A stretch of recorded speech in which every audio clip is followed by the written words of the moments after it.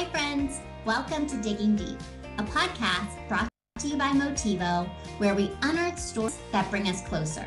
I'm Rachel, joined by Dr. Carla, and together we are going to explore our shared experiences and what it means to be human. We'll have conversations with clinicians, activists, and everyday heroes who share their wisdom. These discussions challenge our perspectives and ignite a spark for positive change. We'll explore love, loss, resilience, growth, and the power of human connection. And we'll do so with humility, knowing that we are not the experts, but simply fellow explorers seeking to learn alongside you. Digging Deep is more than a podcast. It's a community. Let's learn, grow, and support one another. So grab a cup of tea, find a cozy spot, and let's explore the heart of being human. Welcome to Digging Deep.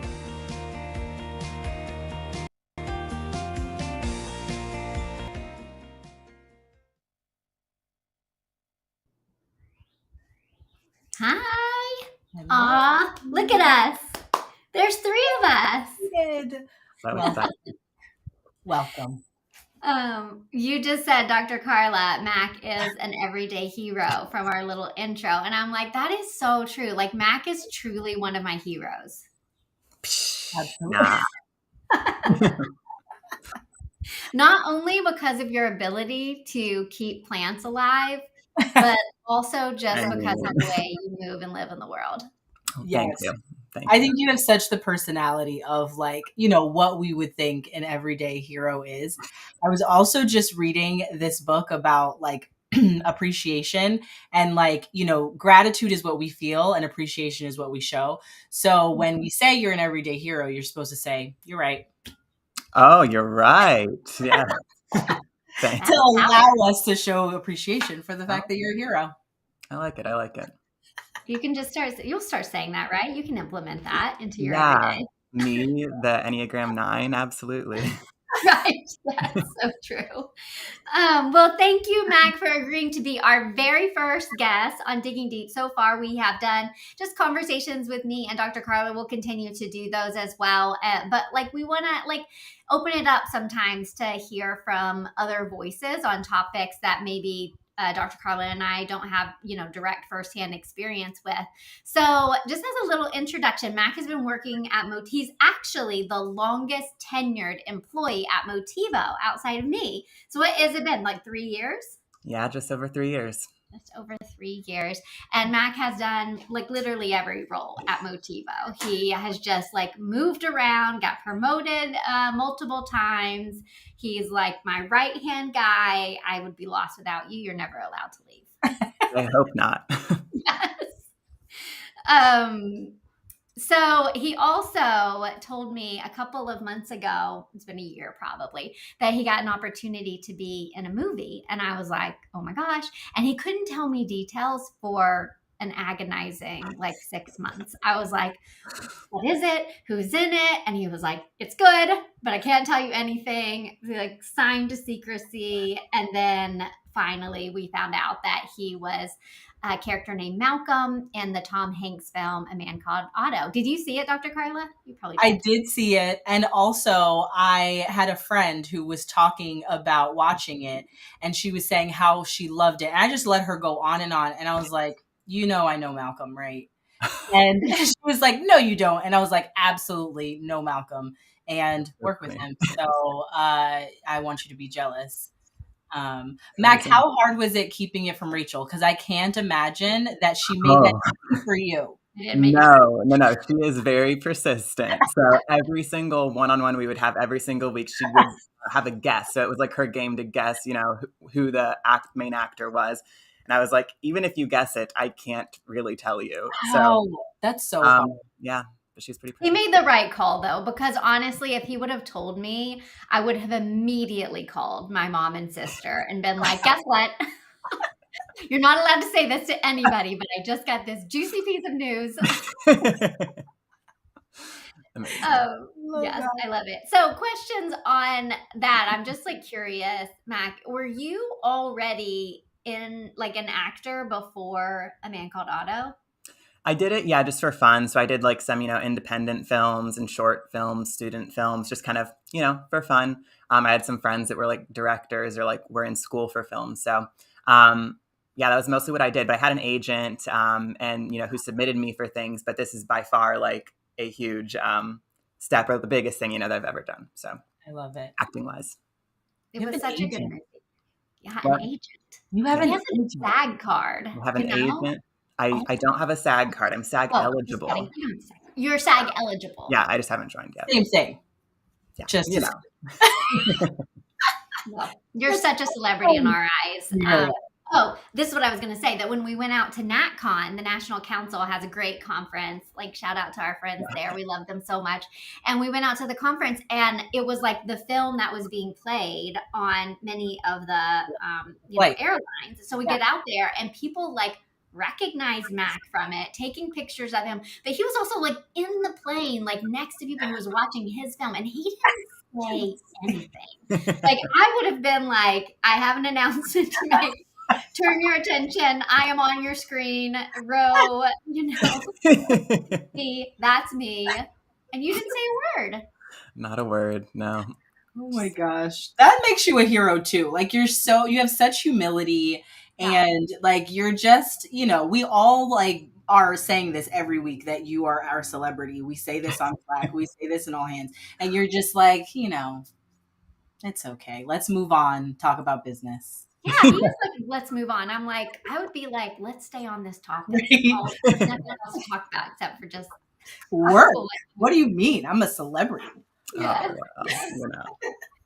Oh, So let's move into the topic for today. Unfortunately, can't talk the whole time about A Man Called Otto, although I would really love to, because I did think it was like the most heartwarming film I've seen in a long time. I left feeling so just like, I don't know, it was just like a feel good, give you hope in the world kind of movie. So well done to all of the directors and producers and actors on that, and crew, I'm sure.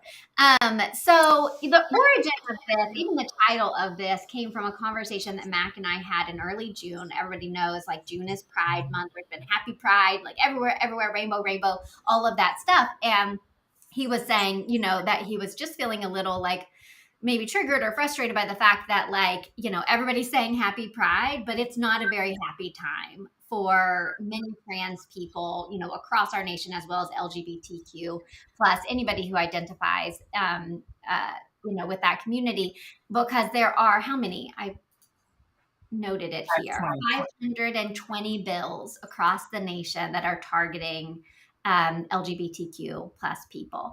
So it's a harsh reality, and something that we need to talk about as we're having discussions around celebrating, members of this community. It's also a time to be like mindful of the realities, so that we can be informed and active in our allyship. So that's kind of what we're going to be talking about today. Let me just start by passing it over to Mac. Mac, would you share a little bit about yourself? Where did you grow up? What's your family like? All of that. Yes, sure. So I grew up in Columbus, Ohio, born and raised there. I had a great family, pretty normal childhood.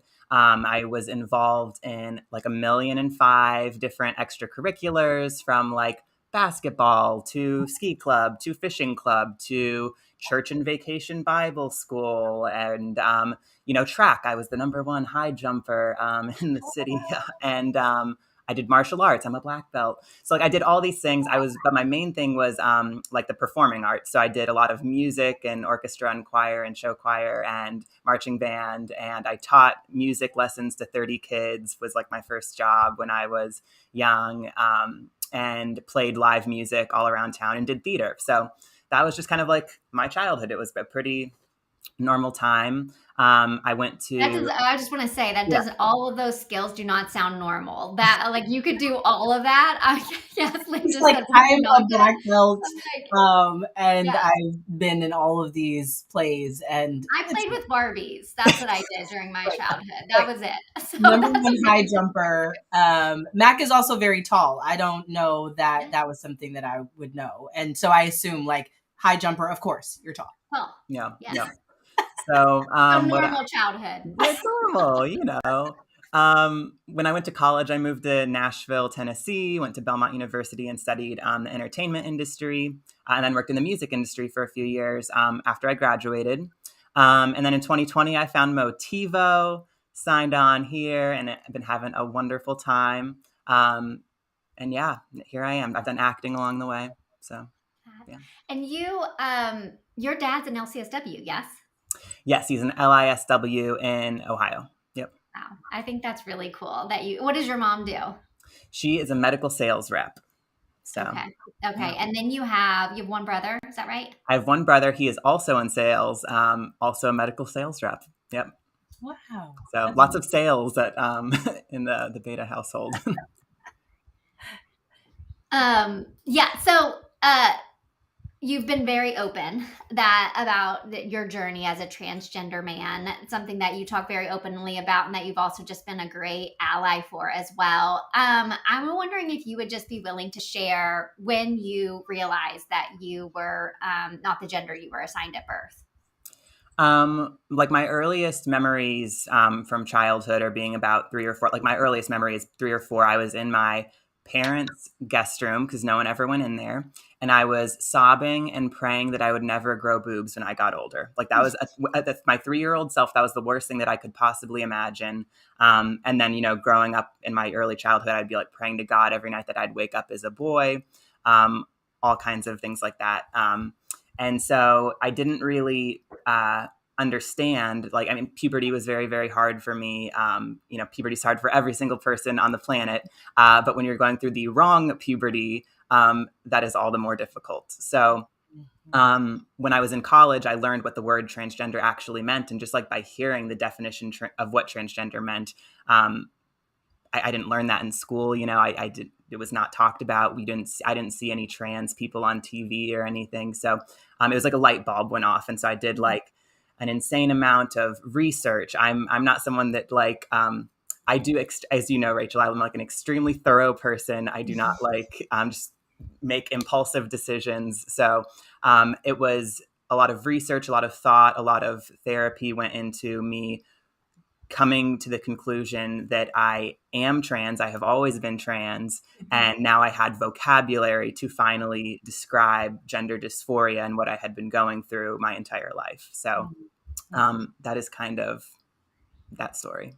On that, Mac, I'm just curious, do you remember how or where you heard the name or the word transgender first? Like, was it presented to you in a positive light, or did you just hear it on TV, or how was it? It actually wasn't a positive thing that I heard. It was someone that I went to college with. It wasn't like a negative thing, but looking back, I guess maybe a little bit. But I was, an extreme tomboy, and so it was just very like tomboy. I was masculine and dressed kind of in men's clothes, and so someone was like, "You're so like masculine," like kind of as a joke, like, "What are you, transgender or something?" And I was like, I don't even know what that means. Does that mean tomboy? So I looked it up and, I figured out what it means. And yeah.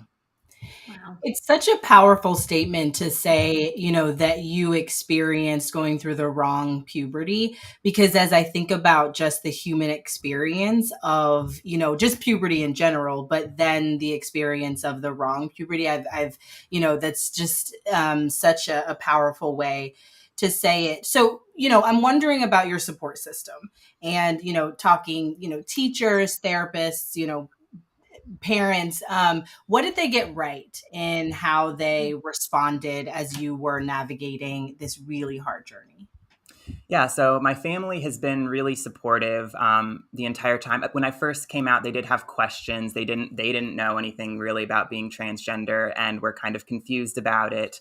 But when I told my dad, who is a social worker, he was wanting to get a gender evaluation. He thought it would be a good idea for us to do this like 2-day gender evaluation with a gender therapist who's like one of the top in the country. So we went, and it was like a 2-day thing of these assessments and interviews and all this background from both me and my dad, from my dad's perspective. And at the end of this thing, the therapist is like, "Okay, yeah, you definitely have gender dysphoria. This is like a diagnosis." And for me, that was just like such a relief, just because like I, again, am I'm so horrible at like coming to conclusions. Like it was just very validating to hear a professional say, you, based on your symptoms, you do have gender dysphoria. And he's like, that doesn't mean that you have to transition. So, you know, you can decide if you want to kind of be miserable and live life in the closet, but maybe you wouldn't be risking losing your family and friends and potential job opportunities. Or you can come out and transition, either both socially and or medically, and you know, maybe be happier in life. And so I spent another like year battling what I was going to do. It was a very, very difficult time. And my family was supportive the whole time. They went to like gender therapy sessions with me after I had gotten this diagnosis. Because it's not just when someone transitions, it's not just like a transition for me, it's a transition for everyone in my life, you know? So they want to be supportive, but it's not, you know, necessarily a switch that my parents could flip, like with pronouns in my name and stuff. And so they were really, really, now they never, ever mess up, which is amazing. But like at the beginning they did, but so they were just really supportive. All my friends were really, really supportive. I only lost one of my friends that did say that he would never call me Mac and never call me he, and would not support, you know, this path for me. And so that was difficult, but otherwise everyone was really great. I think I remember you telling me too that your brother was super supportive as well. Yes. Yeah, he was great as well. So he always calls me Mac, and you know, when he talks about me, he says like, you know, his brother, which is just like so cool to hear. It's like not something that you would think about, like saying like, oh my gosh, my brother's calling me his brother, but it's like, oh my, or like when my dad calls me his son, it's like, it's still, even after, you know, I've transitioned about 7 years ago, and it's still just like always a relief to just hear that said. So that's beautiful, Mac. I want to ask too, like, what were some of the like, if you'd be willing to share, this isn't on our agenda, so you can be like, no, Rachel, I don't want to answer that. But like, do you remember some of like the mental health symptoms that you experienced during those years of knowing you weren't the gender you were assigned at your birth and then making peace with it? Like, what was that like inner dialogue and feelings like? Yeah, I used to have, but so even before I had gotten this diagnosis of gender dysphoria, I was feeling very, very depressed. I was having what I called crashes. So like I felt like I was always riding below baseline, just in my mood generally. And I would have just like these crashes often when I would be, you know, that time of the month, you know, which I was having, and it was horrible. And I would just be so unbelievably low. And then, you know, after I would, you know, go back up. So, I was seeing like a psychiatrist. I was like on several different, like just like, you know, Celexa and stuff like that. And nothing was helping. And the day I started testosterone, like my mood went from here to like skyrocketing up here. And it was like unbelievable that was the fix to, I'd tried all these other fixes. I'd done therapy and all kinds of things, but testosterone and allowing myself to be my authentic self was what made me feel better. That's what my gender affirming care did for me. So powerful. It's so meaningful what you said also, because we always talk about, you know, identity and gender identity and the process of, you know, that journey from the social perspective. What do other people say is right or wrong about how, you know, especially adolescents are going through gender identity? But it's also a biological process that you're saying was you needed something to actually allow you to have some relief in your mental well-being. I mean, it's so powerful to like, this is the science around how we actually can meet the needs of people, especially adolescents who are already managing such a complicated time. Yeah. Wow. What did people get wrong? What could they have done better? Just like in my transition in general. So I saw several different therapists, starting when I was still in college, just seeing, the free on-campus therapists. And a lot of them, they're generalists. And I went to a small private Christian school.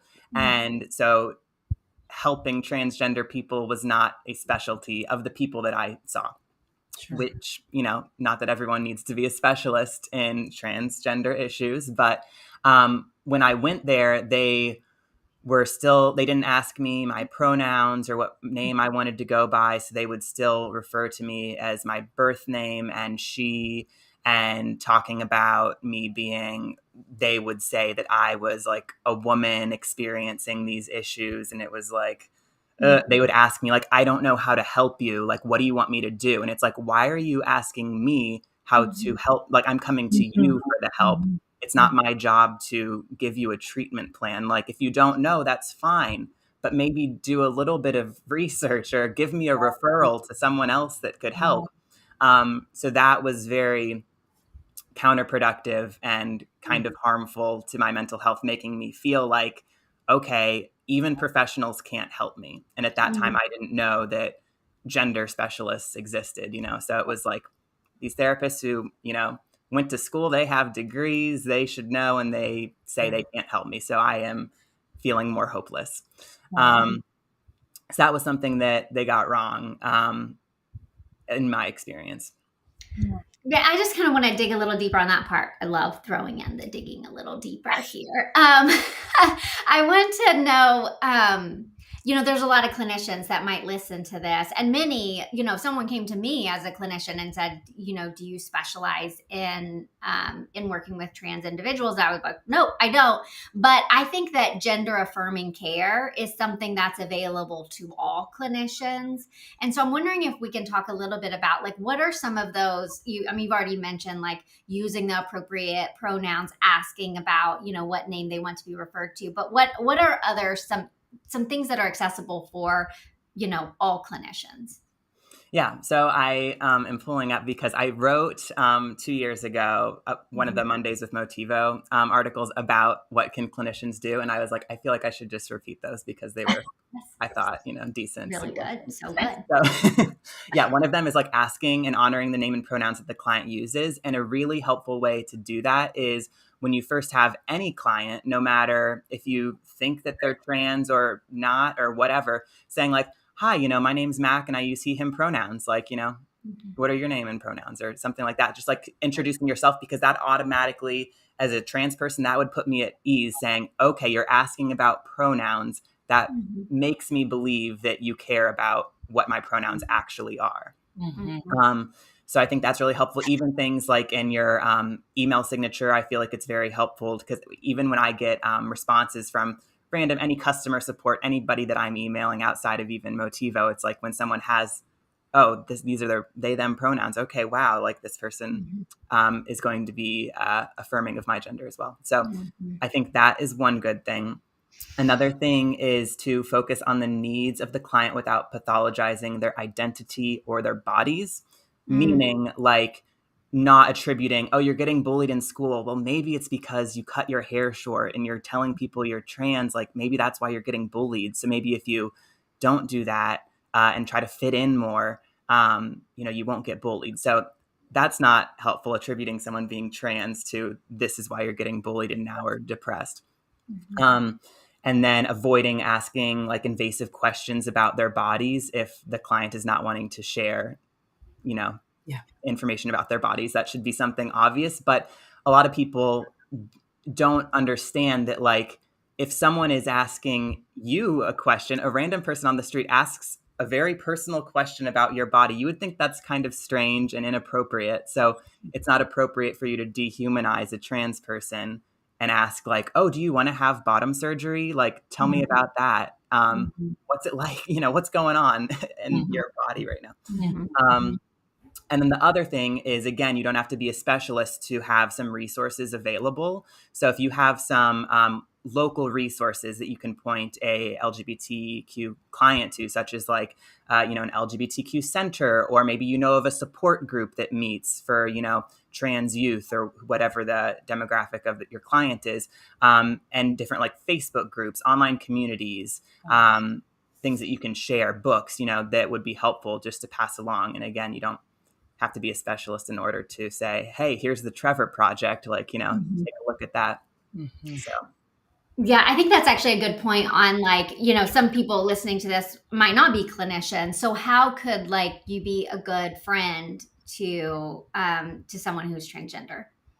yeah, so same thing with pronoun, like respecting, their name and pronouns, asking, what would you like me to call you by? What are your name and pronouns? That was like, something with all my college friends. They knew me as one name and she pronouns. And so when I told them all, they were very good about asking what questions, or like saying, do you feel comfortable if I ask you, questions about this? And for me, with my friends, I was very comfortable answering a lot of questions. And in a way, I feel that it shows me that I was cared about and people were interested about me versus like me saying, hey, I'm trans, and then being like, oh, okay, I'm not going to touch that subject at all. That would make me think that you don't care about what I'm going through. Versus like, what are you going through? What's this like? What can I do to help? Even just asking, what can I do to support you, and let them tell you. So yeah, I think those would be good things to be a friend or an ally to someone that you know.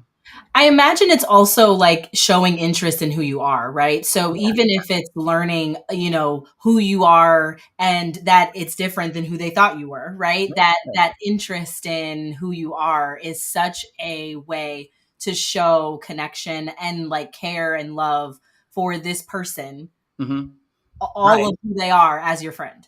Exactly. And a lot of my friends and family members have like told me like, some of them were afraid that I would be like a different person after I came out. Like, I'm not the same person and it wasn't like a linear line of my life. Sure. And a lot of them are like, you are literally the same person.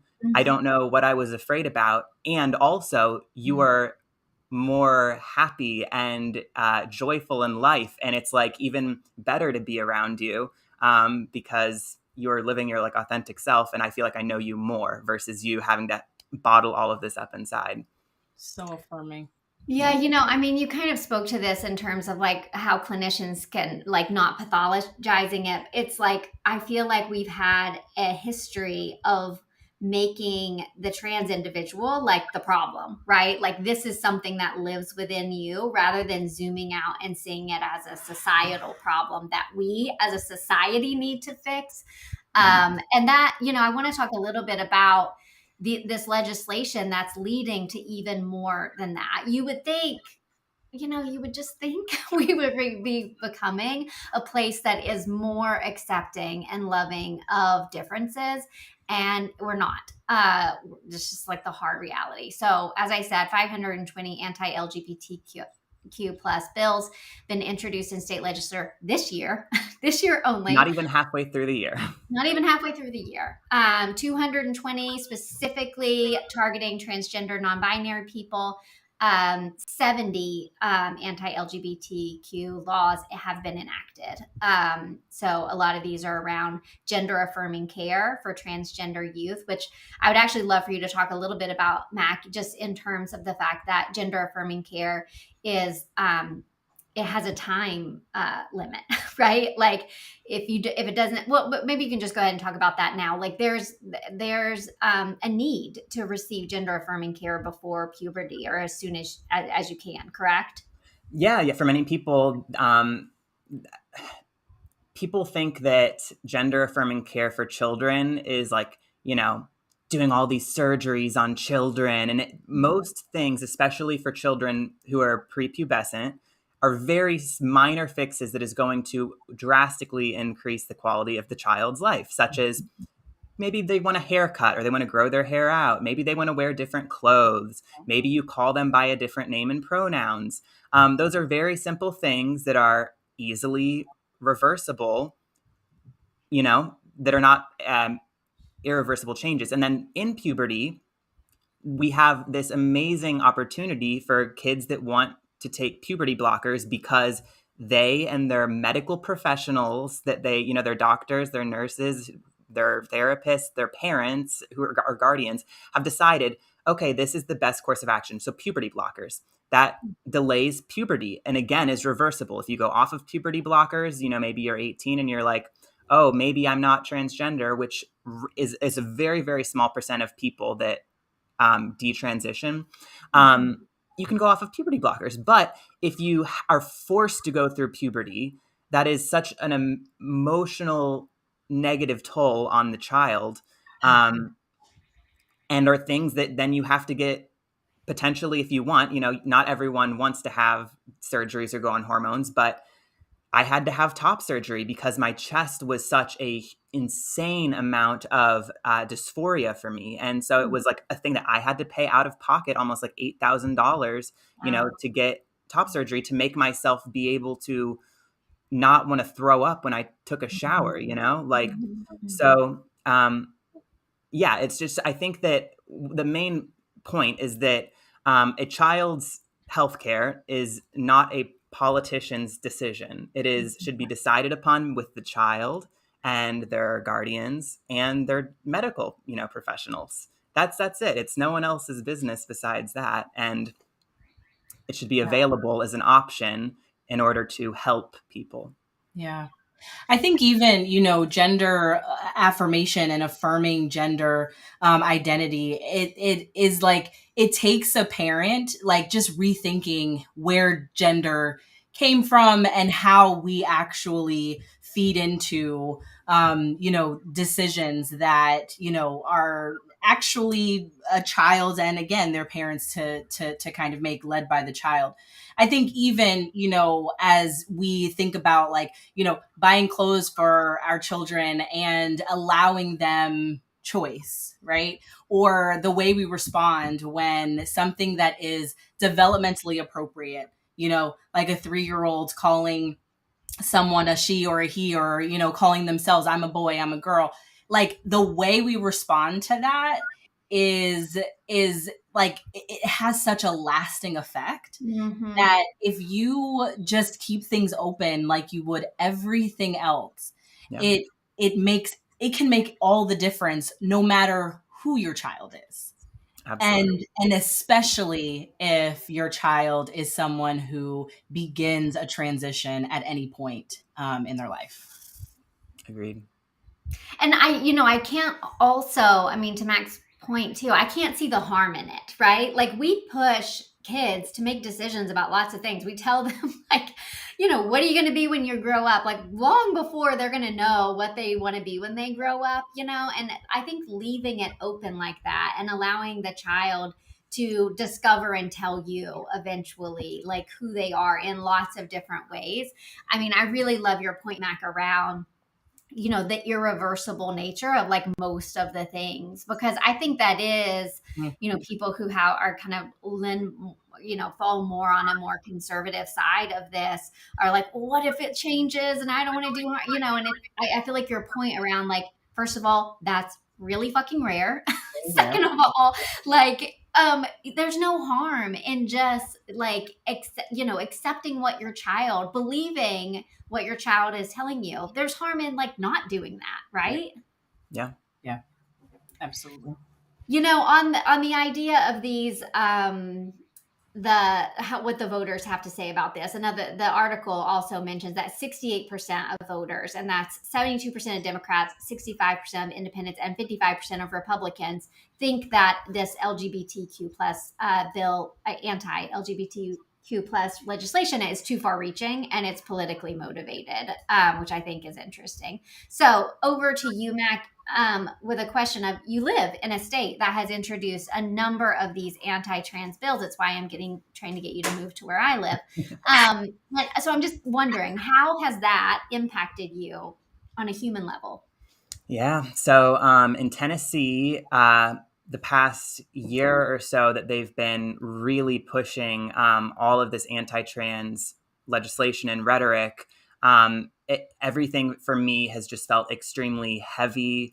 All the time, I am just largely because of all these bills and just the hate that I feel from like where I'm living. I'm beyond anxious. I'm beyond scared.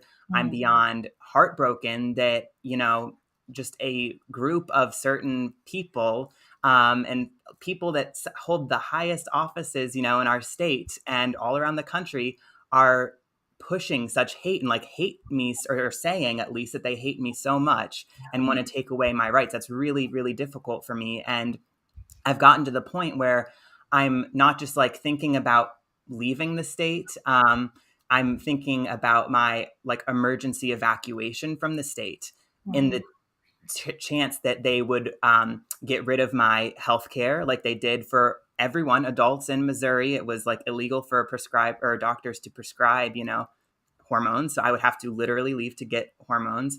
And there are certain bills that are being introduced and talked about, like that Tennessee had an anti-drag bill that was put up that got struck down. But when we come back into session in the coming year, we're all worried about what else are they going to try to do. But this bill was worded in such a way that it wasn't just like anti-drag. It was worded that it was illegal for male and female impersonators to be in public around children.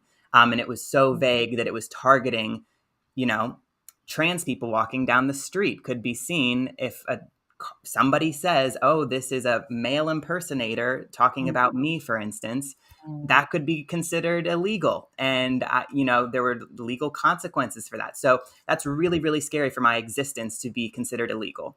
At the supermarket. I mean, I told my mom about this. I was like, do you know about this? At the supermarket, Mac, she loves you, you know? And so I'm like, Mac could be arrested at a supermarket. That's the reality of it if that bill were to go through. Yeah, it's wild. So it's just very, very scary. And I'm just hoping that things get better somehow, some way.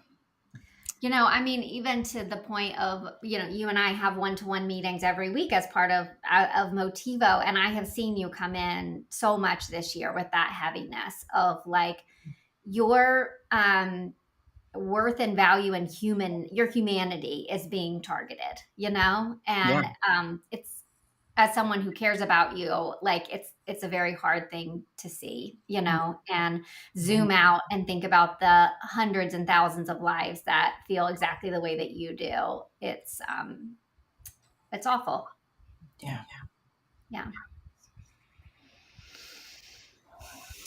Well, Mac, you could also move to Maryland too. So. Yeah, make me a case. I gotta do a little tour around the U.S. See where I'm. Yes. I think I'm gonna win. Yeah, Carla, I was gonna ask you. I feel like anytime we take a pause, we're like, it's because Carla and I have lost our place, and we're like, who was next? This is like the challenge of a three-way conversation. That was just me and Carla. We always know who the other person is supposed to tell. And it's a learning opportunity. So Carla, I was going to ask you from the perspective of a clinician, we've done some harm. The mental health profession has done some harm in this area. And I'm wondering if you could give us a little history lesson about the harm that our profession has done to this specific issue. Absolutely. I mean, I'll even just start by saying that as I was looking at this over the last couple of days, I was, you know, I already came to this research knowing, you know, how bad it was. I don't think that I knew that it was as bad as it is. And then to think of it from this perspective of we are professions, a group of professions that, you know, really do hope that we are not doing harm. And in essence, are doing the most amount of harm in, you know, in situations where we are treating, ignorantly treating LGBTQ plus individuals. So it starts with eugenics, and eugenics is kind of this gross study of how to control and arrange reproduction to breed or breed out hereditable characteristics of human genes. So basically, the late 1800s saw that there were these scientists, a psychologist included, that the attempt was to figure out a way to breed out undesirable characteristics in people. So we're talking race, people of color were, on this list of undesirables, disabilities, neurodivergence, and sexual and gender identity was also on this list because it was considered and has been considered for a very long time a mental illness. So if mental illness is something that is genetic, then this goes on the list of saying, anyone who is not heterosexual or cisgender, that this is an undesirable trait because it's a mental illness. And then, so, Mac, you talked about the harm of pathologizing and saying something is wrong with, your sexuality or your gender identity. In the first DSM, the kind of DSM listed homosexuality specifically as a sociopathic personality disturbance. And then in the 1950s, sexual deviance and sexual misbehavior led to conversion therapies to, quote, absorb the unfortunates, to attempt to change a person's mind in the provision of care, in mental health care, to convert someone to be, quote, a normal individual and be different than who they say that they are. So this is a way of imposing outer controls. I mean, there were camps, there were places that guardians were sending their children to be converted into, quote, normal individuals. The civil rights movement kind of triggered the Stonewall riots in 1969, which was one of the first times in public that we started to see, that queer and trans folks were able to begin to move away from the margins. We have, we have trans people who started the Stonewall riots. We have people who were in the public eye and were saying, we resist this treatment, we resist this harm. And this is where there began to be kind of a glimmer of hope, because community organizations and supportive nonprofits were developed to bring attention to the trauma and abuse that the mental health field was causing for LGBTQIA Two-Spirit Plus communities. So today we're still kind of battling a lot of that, right? There's still conversion therapy happening. There is still the diagnosis in the DSM-5 of gender dysphoria. And Mac, you talked about the experience of relief of, having, the diagnosis of gender dysphoria to speak to, some of the internal experiences that you had, and that the diagnosis of gender dysphoria in the treatment of someone who was affirming and caring goes really well. It doesn't go well when it's a person who is not actually affirming. So they can use the same diagnosis to be harmful, and to say that you are confused, or that, in this transition, you need conversion therapy because of the fact that it's the transition that is causing you the harm. And so, that is also what the research says. So today, we have queer and trans BIPOC communities who are suffering from multiple layers of social trauma and discrimination. Only 21 states plus DC have outlawed conversion therapy.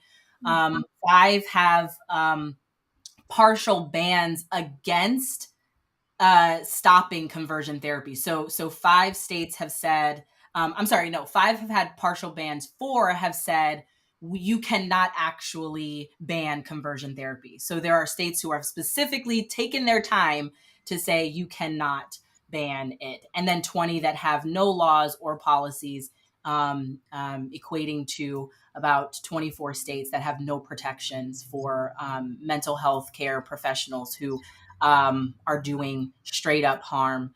And conversion therapy in research says that it does harm, and is traumatic. So it's grim right now. However, there are still, queer and trans affirming therapies. There are many more opportunities for queer and trans folks to get the care that makes all the difference. There is hope. There is also conversations like this that are actually, hard to have, but also really important to have, that also will hopefully, impact providers. So Mac, we as a profession have clearly made some significant mistakes here. What do you think is important for clinicians to know when seeking to provide gender affirming care? Yeah, so I think in addition to the things I mentioned earlier about just, asking name and pronouns, just being respectful. The part of gender affirming care is it's designed to, support and affirm an individual's gender identity. Yeah. So just basically being available as a supportive person versus what's wrong with you. This is great. This is a part of you. Let's further explore that. And I mean, that's the main thing, in addition to what I was saying earlier, is just I've had harm from people trying to, or not having any idea or any resources to provide me with, and calling me the wrong name and pronouns. That in and of itself is just so harmful from a medical professional that you expect to respect you as a human. So, I mean, that's just trans people are just humans, and we're dehumanized so much, especially these days in the media. So I think that by treating someone just like a normal person is very good. I love that, Mac. It makes me think too. Carla last year launched Motivo Learning, which is our CE offering for clinicians, and we have a number of really valuable CEs around this topic with specialists in the field. So if you're a clinician, you want to check that out. That might be a good way to get more education here. Mac, it's so generous of you to share your story. You have shared so much about your upbringing, the mental health associated with this, your journey, and I just really appreciate you doing so. And I'm just curious, what made you say yes when I asked you if you'd be willing? I think that talking about these kinds of things is so important. I think that when I was growing up, I didn't see people represented like me in the media, whether that's, TV or sports or film or music or podcasts, I didn't see or hear about trans issues. So I think it's so important to just share it, even to one, for people who are maybe struggling with their gender identity, to just see that there are people like them, and, to hear more about the things that are going on that affect them. But then this is very important for providers, anyone that's wanting, any ounce. So if I could provide one little ounce of information that could help a provider, such as ask them what their pronouns are, I feel like that's really important for me to do. So that's why I said yes. I love that. It's so generous of you. If you want to follow Mac on Instagram as well, I hope it's okay that I say that, because you are very open advocate, of people's, I think a lot of people have found a lot of hope in your story. I know that you got a lot of people reaching out after A Man Called Otto, and I love that. I think that you are being that beacon of hope that you didn't have. And it's a beautiful thing. It's why you're our everyday hero. Yes, absolutely. Is there anything else that we didn't ask you that you want to share, Mac? I don't think so. I think we covered a lot of things. So didn't we? Yeah. Okay, I have a question. Okay. That I already know the answer to. But has Tom Hanks ever given you a gift by chance? He has given me a gift. So when we were filming A Man Called Otto in Pittsburgh, most of my scenes were, just with Tom and me. And so we got Tom. We got to talking a lot. And he's so down to earth to talk to. He makes you feel just very at ease. And so he was talking about this there's this like table thing that we're fixing Malcolm's bike on at one point in time. It's like, this is such a nice table. Like, this would be great to have in my office, and put like a nice typewriter on there. And I was like, and I knew that it's well known that he collects typewriters. And so I was telling him about how when I was 10, my like birthday request was for a typewriter. And so my grandma got me a typewriter when I was 10, and it was like so cool. And he's like, oh, I'd love to gift you a typewriter. Can I do that? And I was like, yeah. And he's like, you got to use it. And I'm like, I will. And so in the film, from his like personal Tom Hanks collection, he's using this typewriter to write a letter to Marisol at the end of the film. And when we were done filming, he signed it and gave it to me, and I have it and use it to write letters to people. Oh my God. Could you submit all future emails to me on your typewriter? Just wait 3 to 5 business days for all emails. I love that as well. I am so happy to have had this conversation with you, Mac, not only because I don't have as much FaceTime with you as, I would want in real life, but also because I think that just as you said, representation is one of the most important things that we can do. It's one of the best ways to advocate not only for ourselves, but for other people who don't see, people like us, or like them, I'm sorry. And representation is so important to me as well. And I think that you being able to represent and be yourself and be your authentic self is meaningful for everybody, but especially that child, adolescent, adult who doesn't have, hope that things can be different, especially in a world where 520 bills are being introduced in half of a year. So I really appreciate not only the courage, but also the willingness to show up as yourself and to show us, more of you. Really do. Thanks. I appreciate you all having me. Of course. You were the best first guest ever. I know, right? Oh, what a job we did here. Decision. Yes. Okay, let's tee up next week's episode, Rachel. What are we going to talk about? Next week. Okay, so it's going to be called Going Home Again, and it is actually an intervention from Murray Bowen, who's like one of my favorite. He's like the father of family systems therapy, which family systems therapy is what LMFTs practice, marriage and family therapists. It's like idea that you are impacted by the element of your family system.